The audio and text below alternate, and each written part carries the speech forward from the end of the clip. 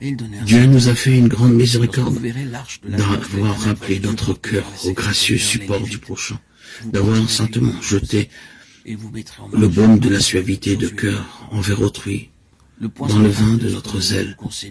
Et nous ne veillons que cela. Notre zèle était tout bon. Mais il avait ce défaut d'être un peu amer, un peu pressant, un peu inquiet, un peu pointilleux. Or, le voilà purifié de cela. Il sera désormais doux, bénin, gracieux, paisible, supportant. Il nous faut donc de la douceur, de la paix dans le zèle envers autrui. Tâchez à tenir votre cœur en paix par l'égalité des humeurs. Je ne dis pas tenez-le en paix, mais je dis tâchez de le faire.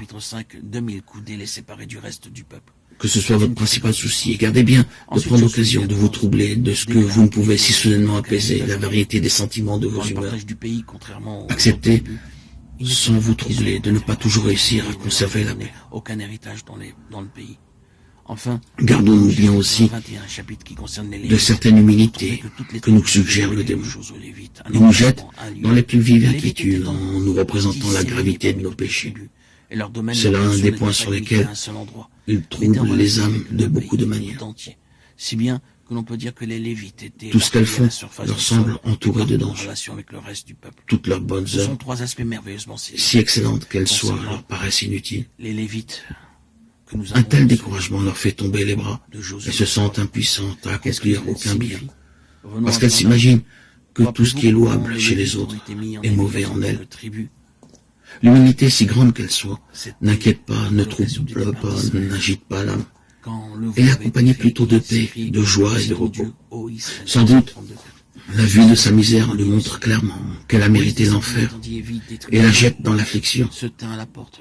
Il lui semble qu'en justice, toutes les créatures doivent la voir en horreur. Elle n'ose pas, pour ainsi dire, demander miséricorde. Mais quand l'humilité est véritable, cette peine répand en l'âme une telle suavité et un tel contentement que l'âme ne voudrait pas en être privée. Elle ne trouve point l'âme et ne la resserre point. Elle la dilate au contraire et la rend plus apte au service de Dieu. Il n'en est point ainsi de l'autre peine. Elle trouble tout. Elle agite tout. Elle bouleverse complètement l'âme. Elle est remplie d'amertume. À mon avis, le démon voudrait nous faire croire que nous avons de l'humilité. Et s'il le pouvait, nous amener en échange à perdre toute confiance en Dieu. Voilà le drame. Lorsque l'âme est saisie dans ses filets, elle s'inquiète, elle s'emporte, perd patience, perd sa paix. Le lac paisible,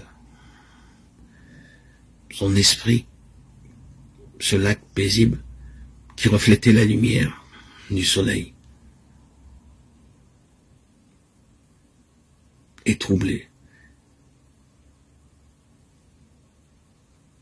Elle ne peut plus recevoir la lumière qui faisait d'elle la représentante de Dieu. Son visage est agité, son expression est perturbée. La sérénité qu'elle dégageait a disparu, pris dans les filets du diable.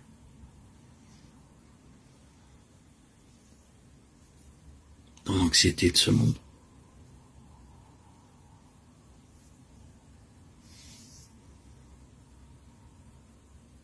Les troubles et les souffrances que procure l'homme